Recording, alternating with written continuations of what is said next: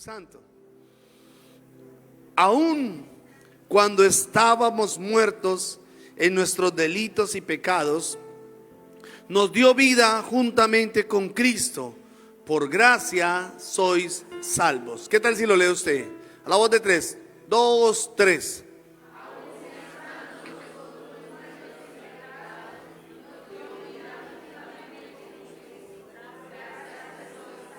¿Cuántos el Señor les dio vida? Y vida en abundancia. Gloria a Dios. ¿Puede tomar su lugar? Siéntese y deleites en la palabra del Señor. Sea sensible a la voz del Señor. Permita que el Señor le hable. Y reciba la palabra con humildad. Reciba la palabra con sencillez de corazón, para que ella produzca fruto al 100%. El tema de esta noche es cristianos en la UCI.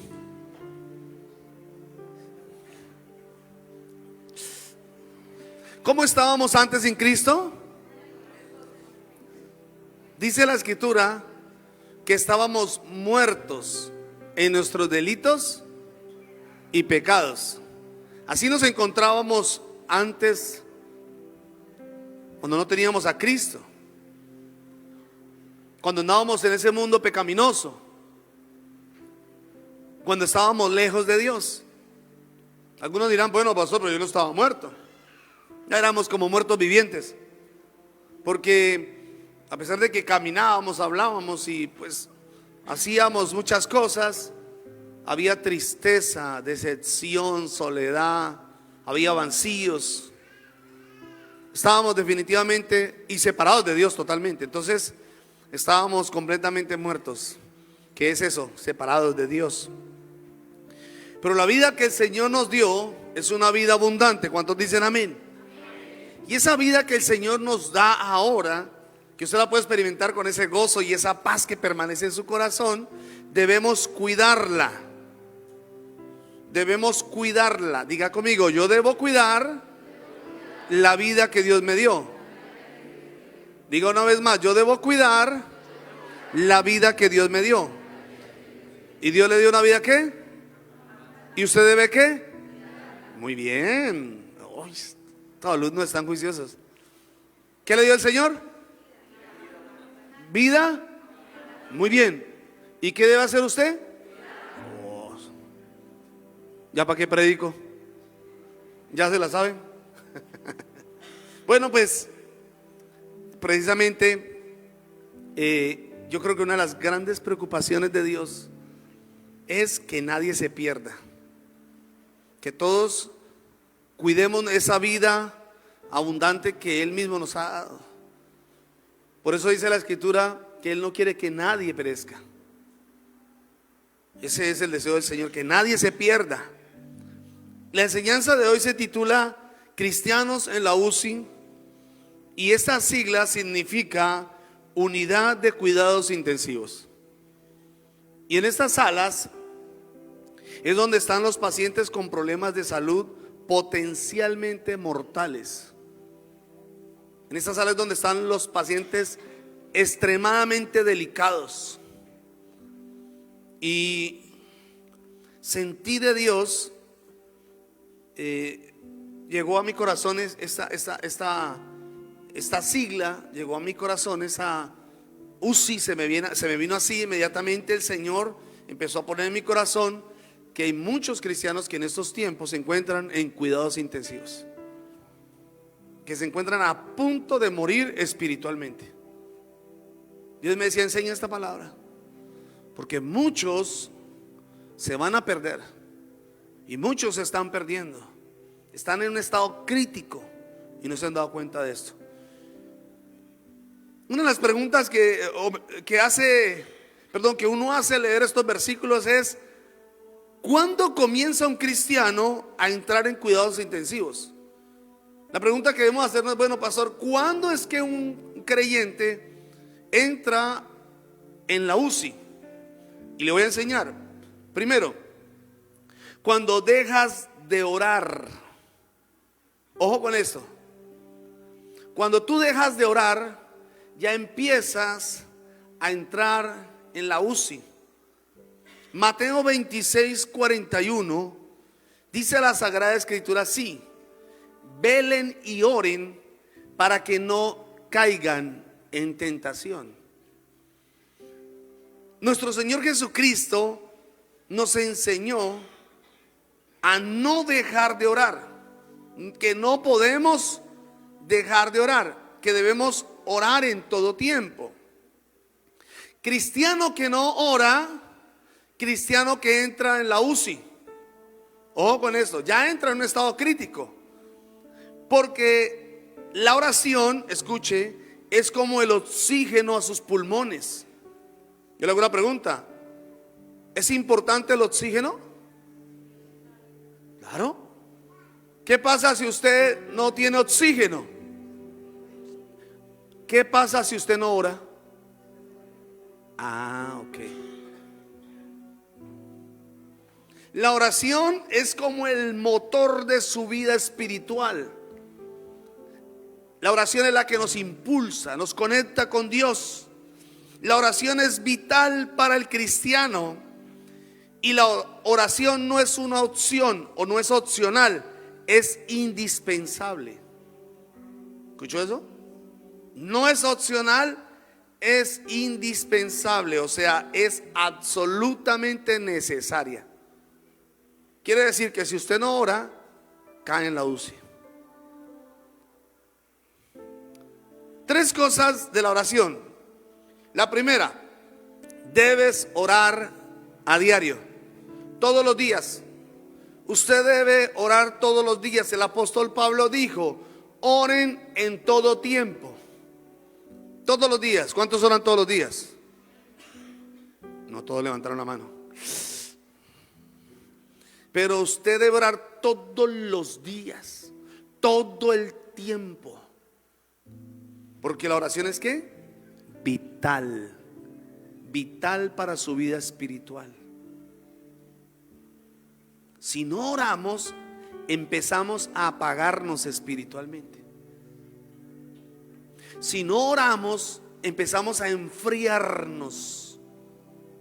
Por eso uno ve personas que antes estaban en el fuego de Dios y venían a la iglesia, se congregaban, estaban en esas escuelas de superación, estaban avivadas, y después los veo unos fríos. ¿Qué pasó, hermano? Pastor, me enfrié. ¿Cuándo? ¿Cuándo se enfrió? ¿Cuándo se apagó? Cuando dejaste de orar. Miren, hermano, es increíble personas que digan: pastor, llevo 2 días, 3 días, llevo una semana sin orar. Uy, no, hermano, usted ya está en un estado crítico, ya entró en la UCI. ¿Qué es lo próximo? La muerte espiritual. Por eso le preguntaba: ¿es importante el oxígeno? ¿Por qué? Si no nos morimos.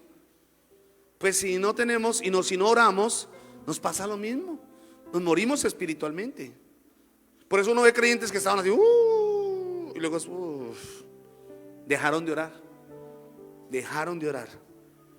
Entonces, lo primero es que debe orar a diario. Lo segundo, debe ser disciplinado. Usted ve en la oración, usted debe tener una disciplina de oración. La Biblia sí dice que oramos en todo tiempo. Quiere decir que yo voy en la calle y a veces voy orando. Me pasa eso. Yo voy caminando y voy orando. O estoy en un lugar esperando algo o haciendo otra actividad, pero estoy orando. Incluso les cuento que hasta para jugar oro. Digo: Señor, dame sabiduría, y empiezo a hablar con Dios en el momento de la oración. Incluso: Señor, por favor, toma el control de mi lengua, de mi mente, de mi corazón. Y estoy orando. Todo el tiempo debe ser constante. Pero usted debe tener una disciplina en la oración. O sea, quiere decir que usted, para que tenga esa comunión con Dios, usted debe tener un horario. Hay personas que les gusta orar en la noche. Pastor, a mí me gusta orar en la noche porque ya me desconecto de todo lo que estoy haciendo y tengo un tiempo con el Señor. Otros nos levantamos en la madrugada. Ahora, no quiere decir que no oro en la noche. Yo oro antes de acostarme. Pero mi tiempo de devocional, de intimidad, de búsqueda con el Señor es en las madrugadas. Es el momento donde yo puedo tener más tiempo y donde me conecto más con Dios, en la madrugada. Es mi tiempo especial. Y usted debe de ser disciplinado en eso, tener un tiempo especial con el Señor. aunque lo hace todo el día, usted debe tener un tiempo especial. ¿Cuántos me están entendiendo eso? Usted debe tener un tiempo especial porque es ahí donde el Señor le va a hablar. Es ahí donde usted va a escuchar su voz. Y le repito, me gusta mucho las madrugadas porque pues en ese tiempo no hay tanto ruido, no hay tanto estrés, no estoy haciendo nada, más bien hay un silencio. Y a veces en ese silencio podemos oír más la voz del Señor. Entonces por eso es importante buscar al Señor disciplinadamente, todo el tiempo. Y ojo, por favor, hágalo constantemente hasta que usted forme una disciplina. Hágalo hasta que usted forme una disciplina. Hágalo 1, 2 días, 3 días, 4 días. Cuando usted pase 30 días, usted ya se va a dar cuenta que eso ya le queda para toda la vida. Ya es algo que le queda a uno para toda la vida. Así lo hice y ya para mí es una necesidad la oración. Ya lo entiendo. Y lo entendí porque en algún momento, por supuesto, también sentí que mi vida se estaba apagando porque había descuidado el tiempo de oración. Le repito, cristiano que no ora entra en cuidados intensivos. Entonces, ¿cuándo comienza un cristiano a entrar en cuidados intensivos? Cuando deja de orar. Segundo, cuando dejas de congregarte. Hebreos 10:25. Hebreos 10:25 dice la palabra: no dejando de congregarnos como algunos tienen por costumbre, sino antes exhortándonos unos a otros. Dice, y tanto más cuando veis que aquel día se acerca. Entonces dice la palabra que yo no me puedo dejar de congregar. Y le voy a enseñar unas razones. Bueno, por supuesto, la razón principal y lo que estoy enseñando es que si nosotros dejamos de congregarnos, nos apagamos, empezamos a entrar en un estado crítico. Nuestra vida espiritual baja, mengua. Pero le voy a enseñar por qué necesita usted congregarse. Primero, cuando te congregas viene la voz de Dios y recibes respuesta pues, a lo que estás orando. ¿Cuántos de ustedes le han estado orando al Señor en sus casas o cuando están frente a una situación y le dice: Señor, yo necesito una respuesta, respóndeme, Señor, háblame, Señor? Pues usted viene a la iglesia y ese día preciso el Señor le habla, porque viene la voz del Señor. Ahí es donde viene la voz de Dios, y Él viene a traer tantas respuestas a nuestra vida a través de su bendita y poderosa palabra. Así que por eso es importante, tú vienes a la casa de Dios, vienes y te congregas porque necesitas oír la voz de ¿quién? La voz de papá, la voz de Dios. Correcto. Lo segundo, vienes a conocer más de Dios, o sea, lo que le gusta y lo que aborrece. ¿Sabía usted que no solamente Dios ama, sino que también Dios aborrece? La palabra del Señor dice también que Dios aborrece el pecado, la maldad, la injusticia. Dios también aborrece cosas. No solamente Dios nos ama, sino que además Dios aborrece. Y usted tiene que conocer lo bueno de Dios y también debe conocer pues lo que no le gusta al Señor. ¿A dónde lo conocemos eso? Aquí. Porque cada vez que tú escuchas aquí la palabra en la casa de Dios, vas a escuchar lo que Dios ama, pero también vas a escuchar lo que Dios aborrece. Mire, hay una preocupación fuerte en mi corazón. Creo que en estos días ha sido como mi oración más intensa. Ha sido como mi oración más intensa, y es que la iglesia del Señor, y hablo en general, la iglesia en el Señor está entrando en una frialdad espiritual. La gente ya no se congrega como antes. La gente ya no busca a Dios como antes. Los cristianos se están apagando y están entrando en un estado crítico porque dejaron de orar, dejaron de congregarse. Mire, usted no puede poner nada por encima de la intimidad con Dios y de la búsqueda del Señor y de congregarse. Usted tiene que aprender a confiar en Dios. Usted tiene que aprender a confiar en Dios. Y no puede dejar y no puede reemplazar congregarse por otras cosas. Decía en la enseñanza del domingo que cuando vino nuestro hermano Paul nos habló, a mí, no sé, se me despertó algo tan bonito cuando él empezó a hablarnos y a decirnos cómo en su tierra, allí en Kentucky, empezaba la gente a buscar del Señor. El día sábado ya preparaban todo y las familias desde el sábado ya estaban preparando todo. La ropa, todo lo que iban a hacer al siguiente día. La gente cerraba los almacenes, cerraban las bombas, las estaciones, todo empezaban a cerrar y todo preparándose para el siguiente día. Y al siguiente día, el domingo, la gente todo el día se lo dedicaban al Señor. Todo el domingo iban a la iglesia, se congregaban, cantaban, adoraban a Dios. Era un tiempo precioso. Y luego de ahí salían los hermanos y compartían juntos, algo muy lindo. Un ágape se llama eso. Y compartían. Pero eso se fue reemplazando por trabajo, por una cantidad de cosas.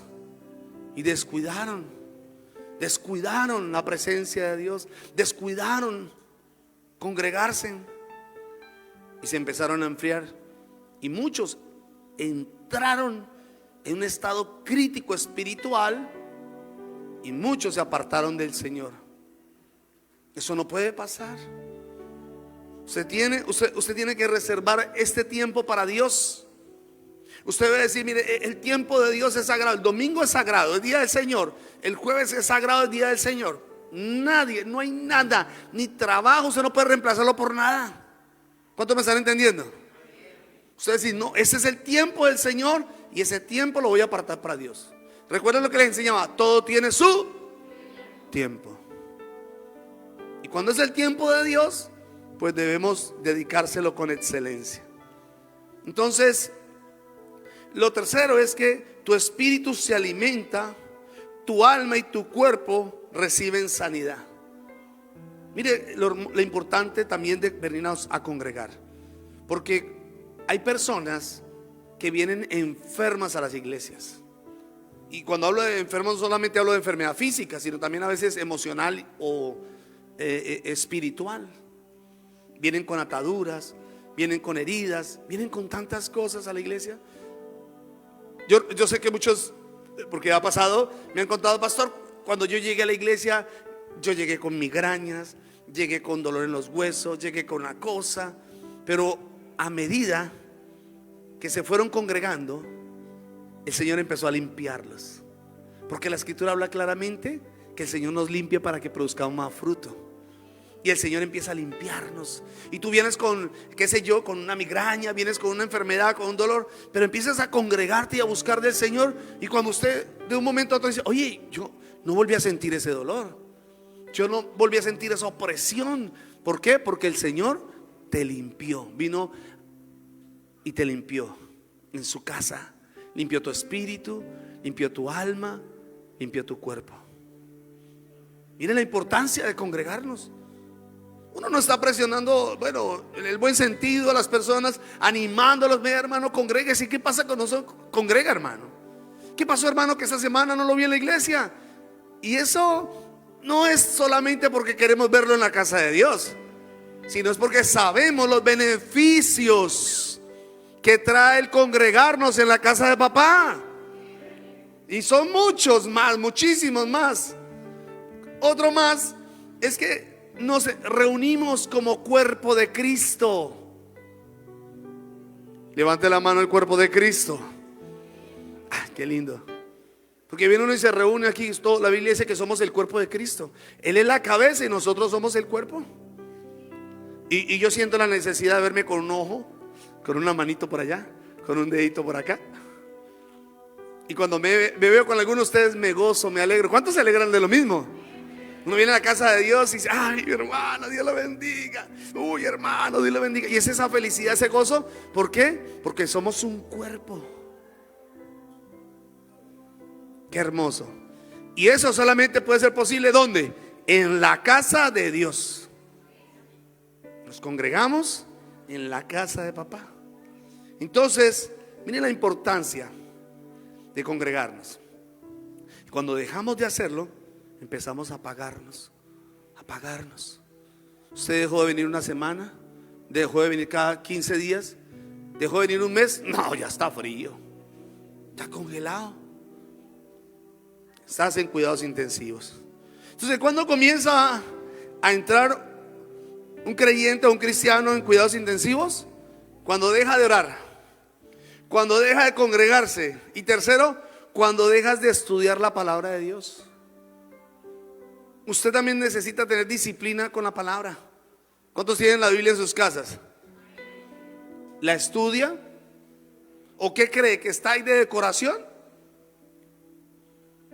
Esto lo hace la religión. Cuando uno entra a una casa de una persona religiosa, lo primero que uno encuentra es un altar o un atril. Y en ese atril encima hay una Biblia abierta en el Salmo 91. ¿Sí? Y uno llega y ve Salmo 91. Y cuando la gente lo ve dice: uy, padre. Hermano, así no funciona la palabra. La palabra funciona en el corazón del hombre. Y usted necesita sentarse y estudiar las escrituras. Jesús dijo en Juan capítulo 5 versículo 39, dijo: escudriñen las escrituras, estudien las escrituras, investiguen las escrituras. De esa manera es que crecemos nosotros espiritualmente. Mire, hay cientos de personas confundidos o engañados, porque Satanás sabe también cómo confundir su vida o cómo engañarlo. Y entonces le envía personas con una doctrina totalmente errada. Y si usted no estudia la palabra, usted todo lo que le digan, usted dice amén, amén. ¿Se han dado cuenta de los carritos, que los carros ponen un perrito que hace así? ¿Sí se han dado cuenta? ¿Ustedes saben para qué se hicieron esos perritos? No, no sabe. Eso se hizo para que cuando la mujer ponga la direccional derecha y coja a la izquierda, el perrito haga así. No, es una broma. Bueno, algunos no entendieron. Necesitan revelación en ese chiste. En la madrugada lo van a entender. En la oración el Señor les hará comprender ese chiste. Eso es motivación para la...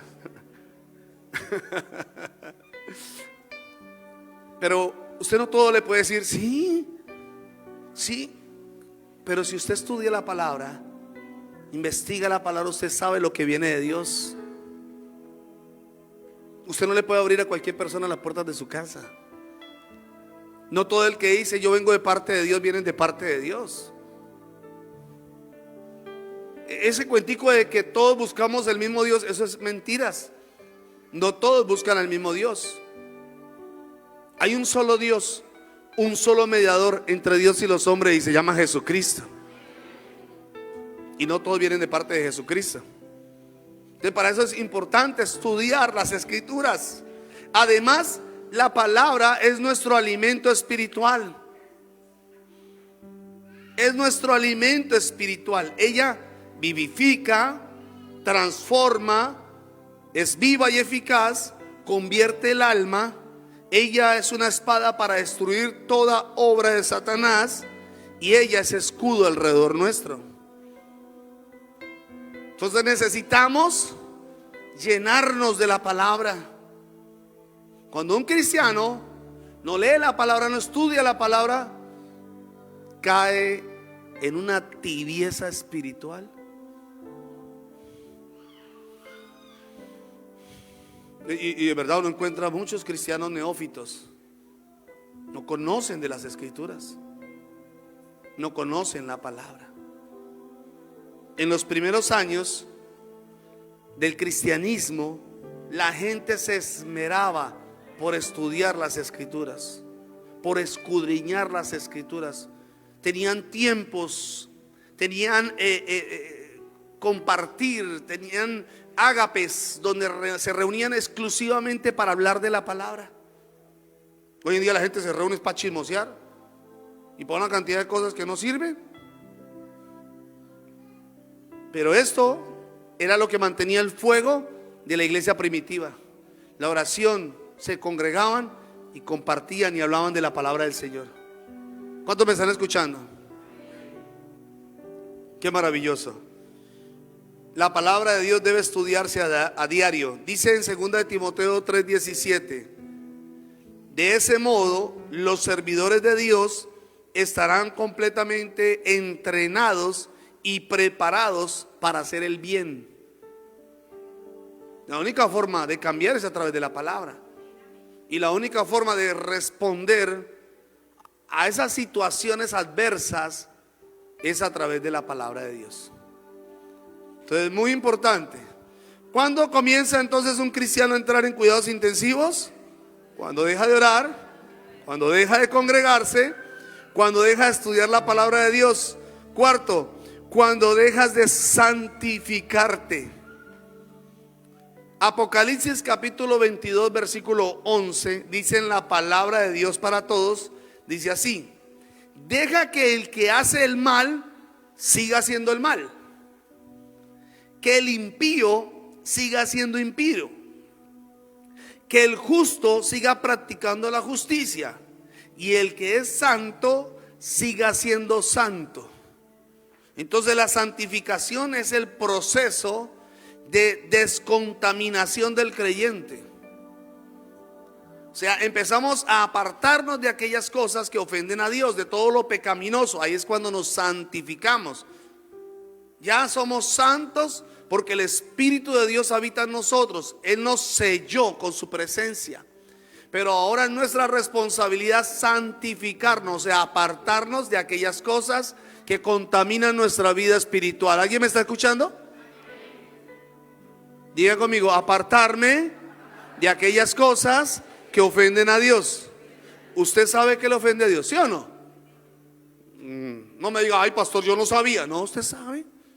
Porque el Espíritu Santo aquí nos dice, Él nos dice, eso está mal. Entonces, cuando dejas de santificarte, empiezas a caer en un estado crítico. No podemos vivir como mundanos. O ahí vamos a entrar en cuidados intensivos. Y seguido a esto será la muerte espiritual. ¿Cuándo comienza entonces un cristiano a entrar en cuidados intensivos? Cuando dejamos de orar, cuando dejamos de congregarnos, cuando dejas de estudiar la palabra de Dios, cuando dejamos de santificarnos, y quinto, cuando dejas de servir en su obra. Ojo con esto. Todo cristiano, todo creyente debe sentir en su corazón agradecimiento por lo que Dios ha hecho en nosotros. Yo no sé si le pasa a usted, pero a mí sí. Me siento tan agradecido porque el Señor me salvó. El Señor me rescató. Yo no lo estaba buscando, Él me buscó. Yo no lo estaba buscando. Yo no quería nada con Dios, pero todo el tiempo Él me estuvo buscando, todo el tiempo. Yo siempre me sentía rodeado de cristianos por todos lados, hermano. En mi casa me sentía rodeado, en el trabajo, en todo lugar. Y era Dios como atrayéndome a Él. Todo el tiempo el Señor persiguiéndome. Y ahora que entiendo que Él me dio de su gracia, de su amor, de su misericordia, de su perdón, Él me perdonó de todos mis pecados. Ahora, en agradecimiento sale de mí pues ese deseo de servirle a Él. Yo no le sirvo por dinero. No le sirvo porque, por algún interés, porque el Señor me sane, me liberte, me restaure, porque Dios haga algo en mi vida. No, yo le sirvo porque lo amo. Le sirvo porque es mi forma de agradecerle a Él, que es poquito, pero es mi forma de agradecerle a Él todo lo que Él ha hecho por mí. ¿Cómo no servirle a un Dios tan maravilloso? ¿Cómo no servirle a un Señor tan precioso, un Dios y Padre tan precioso como el nuestro? Usted debe sentir eso. Sus dones, sus talentos, usted debe ponerlos al servicio del Señor. Aún su profesión, usted debe ponerlo al servicio del Señor. Debe decir: aquí estoy, Señor, ¿qué quieres que haga por ti? Señor, ¿qué quieres que haga por ti? Aquí estoy, Señor. Estoy agradecido, estoy tan agradecido. O usted, mujer, estoy tan agradecida que no importa lo que sea, pero quiero hacer algo para Dios.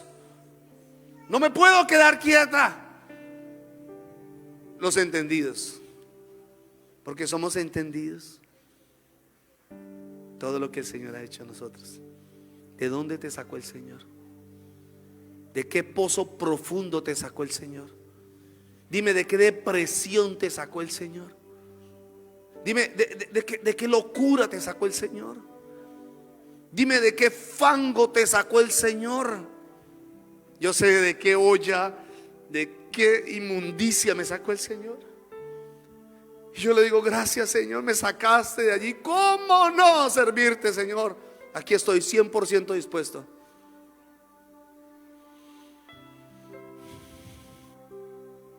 Y el servirle al Señor me hace sentirme más responsable. Me siento más responsable con Dios. Siento que tengo una gran responsabilidad como pastor, como servidor, tanto en la iglesia como en mi casa. Siento que tengo una gran responsabilidad. Y el servirle al Señor hace que me guarde más para Él. No sé si me estoy haciendo entender. Mire, mientras usted no le sirva al Señor, usted va a seguir pecando. Mientras usted no le sirva al Señor, usted va a seguir haciendo lo malo. Esa gente que dice, ay, pastor, yo hasta que esté perfecto, hasta que esté mejor, nunca usted va a estar bien, porque usted no tiene ningún compromiso. Pero cuando adquiera un compromiso con Dios, usted se va a meter en oración, se va a meter en ayuno, se va a meter en el fuego de Dios. Usted va a querer buscar la unción, usted va a querer buscar el poder del Espíritu Santo, y eso lo va a llevar a ser más responsable con el cargo que Dios le ha entregado. Y eso lo va a llevar a decir, no, yo no puedo ahora fallarle como antes, ya no puedo hacer lo que hacía antes, ahora tengo una responsabilidad. Y es que hay personas que me están viendo, hay personas que están a mi cargo, hay algo que se me ha encomendado y yo tengo que hacerlo con pasión, con excelencia, con santidad para Dios. ¿Cuántos me están escuchando? Entonces no puedes dejar de servirle al Señor, y no puedes esperar. ¿Hasta cuándo? Por agradecimiento, por agradecimiento. Y cuando nosotros dejamos de servir, ahí empieza uno a enfriarse. Yo no puedo soltar esta gran responsabilidad, y no lo voy a hacer. Hasta el último día de mi vida le voy a servir al Señor. Y créame, hermano, que yo he pasado por todos los procesos, pero nunca he soltado esa responsabilidad, jamás. El día que yo deje de servirle al Señor, ese día me apago, me enfrío. ¿Me estoy haciendo entender? Porque ya no hay nada, hermano, ya no voy a sentir compromiso. Entonces ahí empezamos a enfriarnos y empezamos a caer en ese estado crítico. Cuando dejamos estos hábitos espirituales, nuestro espíritu se apaga, dejamos de tener comunión con Dios, nuestro cuerpo y nuestra alma nuevamente se enferma. Por eso es que hay personas que dejan estos buenos hábitos, ¿y qué pasa? Vuelven otra vez a lo mismo. Otra vez. Uno se da cuenta otra vez el mismo mal geniado, el mismo resentido, la misma persona. ¿Qué pasó? Cayó en cuidados intensivos. Descuidó esto que es tan importante en su vida espiritual. Nuevamente se vuelve susceptible. Cualquier cosa le incomoda, explota por cualquier cosa, se aira con facilidad, porque descuidaste tu vida espiritual, lo que te mantiene avivado. Voy a hablarles de algunas personas que cayeron en la UCI. Saúl cayó en la UCI cuando empezó a desobedecer, empezó a enfriarse. Y no solamente que cayó en un estado crítico, sino que murió espiritual y físicamente.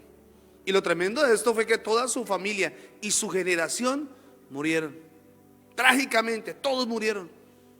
Tremendo, ¿no? No solamente fue que él entró en cuidados intensivos, sino metió a su generación en cuidados intensivos. Y todos se perdieron. David cayó en la UCI. En 2 de Samuel dice que dejó de hacer lo que tenía que hacer y se quedó durmiendo. Y ahí vino el pecado, vino la tentación, cayó, pecó y hizo y deshizo. David. Pero bueno, la Biblia dice que él se arrepintió. Por lo menos se arrepintió. O sea, quiere decir que salió de ese estado crítico. Pero hay otras personas que no salen de ese estado crítico. Se quedan ahí y de ahí no se levantan. Ahí se quedan. Eso está en 2 de Samuel capítulo 11. Ahora, pero mire esto, escuche esto. En Apocalipsis, Dios le habla a las 7 iglesias. Esas 7 iglesias existían en los tiempos del apóstol Juan. De estas 7 iglesias, 5 iglesias cayeron en cuidados intensivos. De las 7 iglesias cayeron 5 en cuidados intensivos. Se la voy a nombrar.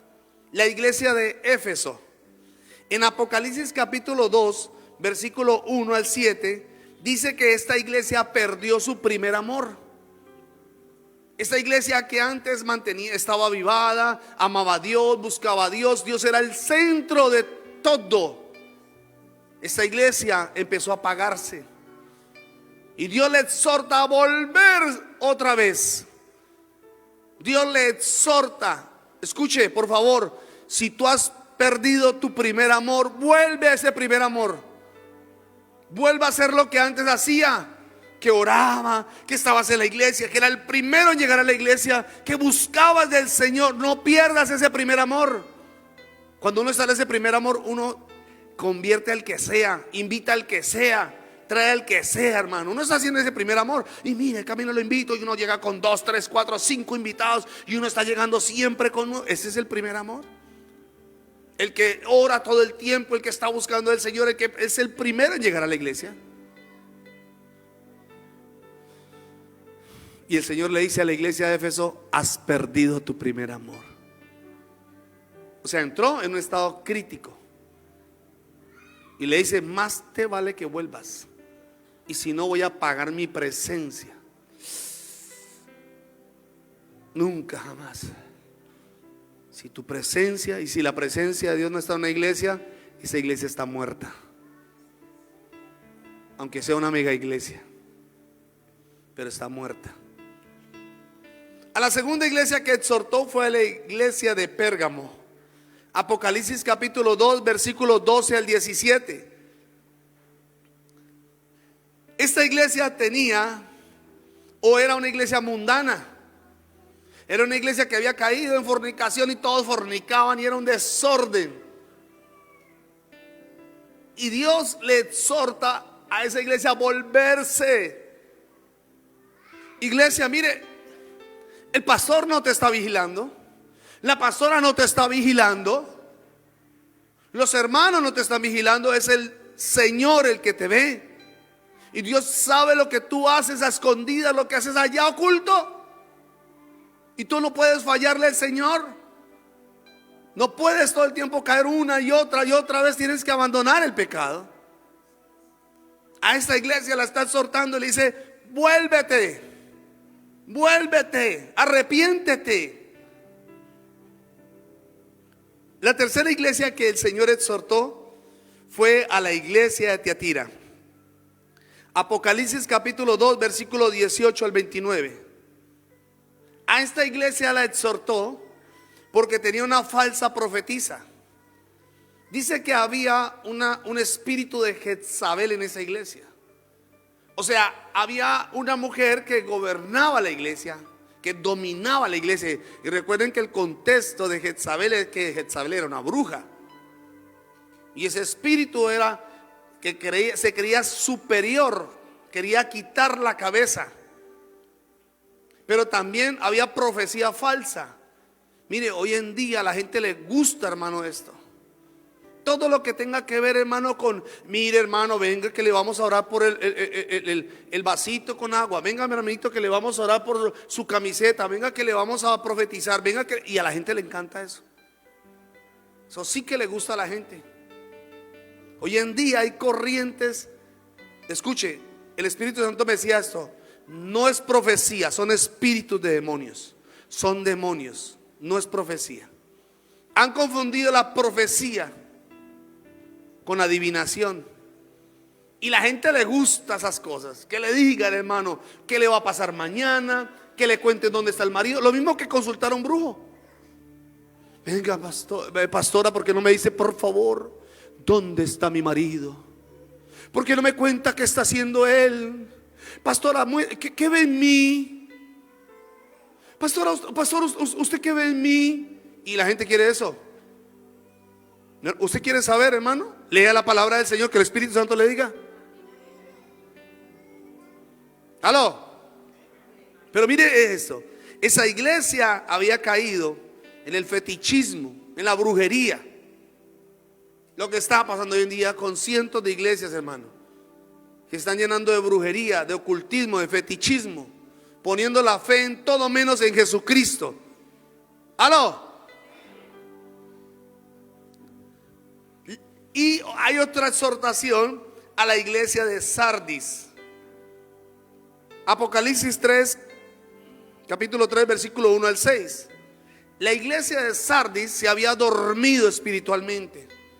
Era una iglesia somnolienta, una iglesia que no entendía las cosas de Dios. Quiero que me preste atención. Quiero explicárselo para que usted pueda entenderlo de la forma más clara. ¿Cuántos de ustedes les ha pasado o ven a alguien así? Usted ve que hay cosas a veces en el suelo, supongamos eso que está ahí, y hay personas que hacen esto y vuelven y pasan, pero no hacen esto.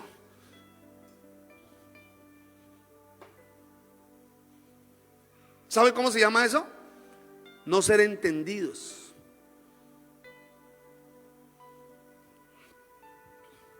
A veces nos pasa con el pecado. Uno está así todo el tiempo en el mismo pecado de siempre y no está siendo entendido que tienes que abandonarlo y dejarlo. ¿Sabe cómo la Biblia le llama a estas personas? Torpes de entendimiento. Es exactamente igual como si tuvieras un cable y lo pasas y lo pisas todo el tiempo y estás con el cable así. Hey, ¿no te das cuenta? ¿Cuántos me están entendiendo? Tú no puedes ser así. Tú eres una persona entendida. Sabes lo que está mal delante de Dios y tienes que quitarlo. Sabes que tienes que cambiar esos malos hábitos y punto. No esperes a meterte en un ayuno de 40 días. No esperes, hermano, a que venga un ángel y le diga, hermano. Hay gente que está esperando eso. Solamente deje de hacer eso y punto. Es así de sencillo. ¿Qué estás esperando? Así de sencillo es. Una persona entendida, hey, eso está mal, tengo que dejarlo. Hey, eso no es correcto, eso no me bendice, eso tengo que quitarlo porque daña a mi casa, daña a mi familia, daña a mis hijos. El evangelio es para los entendidos.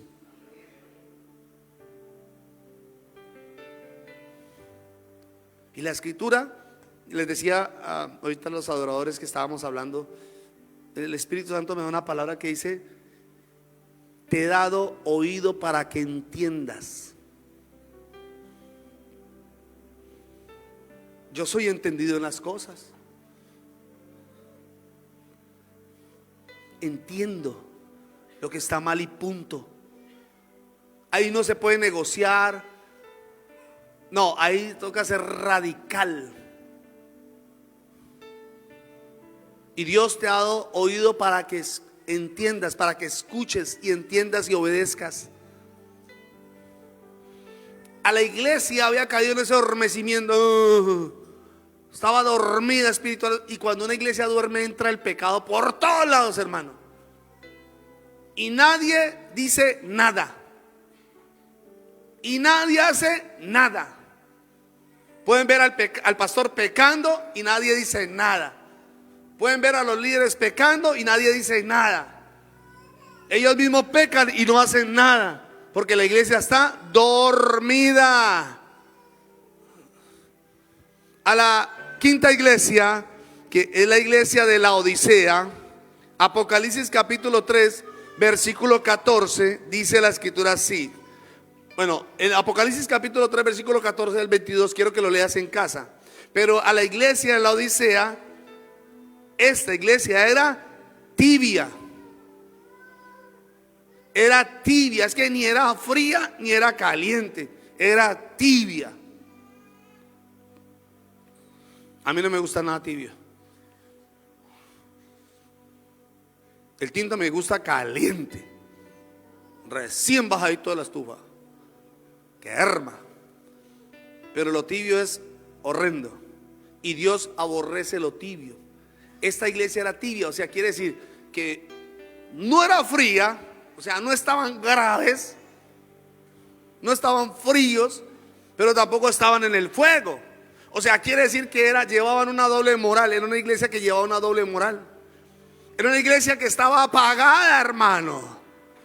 Una iglesia que aparentaba. Usted y yo no podemos ser aparentes. Alguien un día me dijo: ¿usted de cuáles cristianos? Yo no sabía que habían cristianos, ahí solo uno. Y le dije: yo soy de los meros meros, 100%. No soy cualquier cristianito, hermano. Yo soy cristiano 100%, hermano. Y afuera donde estoy, frente a amistades del mundo, frente a lo que sea, la gente sabe que soy cristiano 100%. Aló. No soy de esos James Bonds, cristianos Bonds, escondidos, secretos. No, porque mi conducta habla de quién soy yo. No le estoy mostrando al mundo una doble imagen. No le estoy mostrando a los de afuera una doble imagen. ¿Cuántos me están escuchando? Somos cristianos 100%. ¿Cuántos dicen amén? Dígalo con compromiso. Para los negocios, cuando hables con alguien, somos 100% cristianos. Entonces, estas 5 iglesias estaban en cuidados intensivos. Descuidaron su vida espiritual. Amados, que el Señor no tenga que decirnos: Manolito, Pepito, quien sea, estás frío. Estás frío. Que el Señor no tenga que decirnos eso. Que el Señor no tenga que decirnos o mostrarnos nuestra condición. Por supuesto, cuando Dios nos muestra nuestra condición, es para que nos volvamos a Él. Cuando Él me muestra mi condición, es porque Él quiere que yo cambie. Él no me muestra mi condición para que yo siga siendo la misma persona. ¿Qué estás esperando? ¿Qué estás esperando? Cuando Dios ya te ha hablado, cuando Dios ya te ha dicho algo, cuando el Señor ya te ha mostrado algo, tú sabes que Él te ha hablado, tú sabes lo que Él te ha dicho. ¿Qué estás esperando? A que el Señor diga: no, ya entraste en cuidados intensivos, tan grave, de ahí ya no sales. Uy, no, yo no. ¿Sabe por qué muchas personas dejaron de venir a las iglesias? Porque cuando cayeron en cuidados intensivos, luego murieron espiritualmente. Murieron. Están muertos espiritualmente. No quieren nada con Dios. Se fueron para el mundo. Pecan peor que antes. Esos ya son muertos vivientes. Ya están muertos, lejos del Señor. Oramos para que un día, si el Señor así lo permite, los traiga. no dejes de orar, no dejes de congregarte, no dejes de estudiar la palabra, no dejes de buscar del Señor. Esta exhortación, esta palabra de exhortación, iglesia, es para que no caigamos ahí, para que no lleguemos a ese lugar. Yo creo que todos los que estamos aquí, cuando apareció el COVID, el famoso COVID, que eso era ya frecuente, era algo común, mucha gente llegaba ya a la UCI. La mayoría de gente llegaba a la UCI. ¿Recuerdan que las UCI ya estaban a reventar? Supuestamente ya no había espacio en ninguna UCI, que hasta la gente le tocaba hasta en los pasillos ahí. Graves, gente grave. ¿Qué hizo usted? ¿O qué hacía usted? Me imagino que usted se cuidaba. Uy, no, yo me cuido porque no quiero caer en la UCI. Yo no quiero llegar allá. No quiero llegar a caer en ese estado crítico. Y la gente entonces empezaba a tomarse todo lo que le decían. Tómese agua de Jamaica, limón y tamarindo. Tómese la hierba, yo no sé qué. Tómese la mata de si sé cuándo, hermano. Y la gente se metió unos merjurjes, hermano. Se tomaban de todo. Y otra gente, hermano, se terminó intoxicando porque aspirina. Métase aspirina, aspirina. Otros que agua, gárgaras con yo no sé qué. Dicen, ¡ay! ¿Y todo por qué? Cuidándose, ¿para qué? Para no caer en cuidados intensivos. Ojalá que así, de la misma forma, afanado, desesperado, busque a Dios para no caer en cuidados intensivos. ¿Cuántos me entendieron? Así desesperadamente orando, buscando del Señor, apasionado con el Señor, metido en el fuego, congregándose, aprendiendo más del Señor, así, para no caer en ese estado espiritual. Póngase de pie, amados hermanos. No descuide, por favor, su vida espiritual. Quiero un momento cerrar sus ojos y decirle: Señor, no quiero caer en ese estado espiritual. Si tal vez, porque Dios sabe, Dios conoce nuestros caminos, y tal vez tú sabes que has descuidado tu vida espiritual, no oras como antes, no lees la palabra, no te has congregado frecuentemente, has descuidado algo. Mira, ese es el momento, iglesia, donde le digas al Señor eso. Dile al Señor eso.